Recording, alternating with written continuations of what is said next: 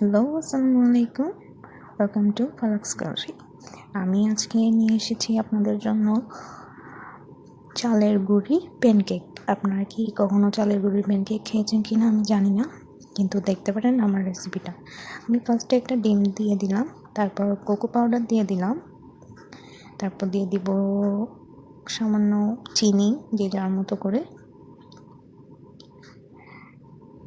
তারপর দিয়ে দেব অল্প 2 চামচ তেল, রান্নার তেল অবশ্যই। আর অল্প করে লবণ দিতে পারেন বা না দিলেও চলবে, আমি অল্প করে লবণ দিলাম। তারপর দিয়ে দিব চালের গুঁড়ি বা আটা বা ময়দা, যে যেভাবে পারেন দিবেন। আমি সবসময় আটা ময়দা দিয়ে করি, আজকে চালের গুঁড়ি দিয়ে করে দেখলাম। দেখেন, আমি আমার মতো করে চালের গুঁড়ি নিয়ে নিলাম। যদি লাগে বা প্রয়োজন হয় তাহলে আমি আবার চালের গুঁড়ি নিব বা চিনিটা দিব। তারপর অল্প, এই যে দেখেন আমি লবণটা দিয়ে দিলাম অল্প করে। তারপর মিক্স করে নিব ভালো করে, কোনো লাম্পস যাতে না থাকে ওইভাবে।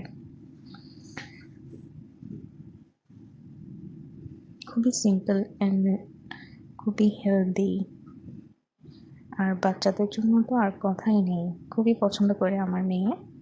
তারপর আপনারা চাইলে এমনিতেই দিতে পারেন, নাহলে কিছু বাটার বা অল্প করে ঘি দিতে পারেন। আমি ঘি দিলাম অল্প করে, দেখেন। তারপর ভালো করে ব্রাশ করে তারপর 1 চামচ বা 2 চামচ ওইভাবে দিবেন।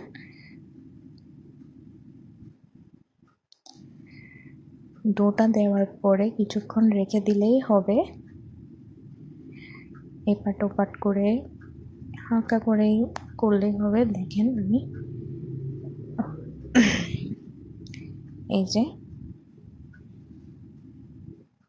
খুবই হেলদি একটা খাবার, এটা বলতে গেলে বাচ্চাদের জন্য ভালো, যারা ডিম খেতে চায় না তাদের জন্য।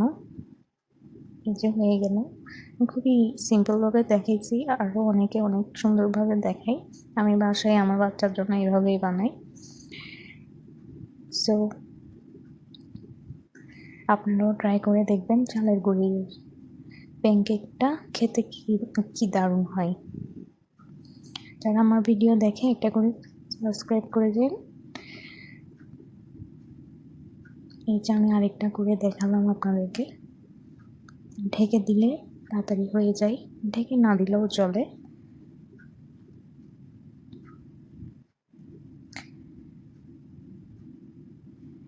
এই যে দেখেন কিভাবে করলাম। যারা বাচ্চাদেরকে খাওয়াবেন তারা এই প্রসেসটা করতে পারেন। Thank you, bye by.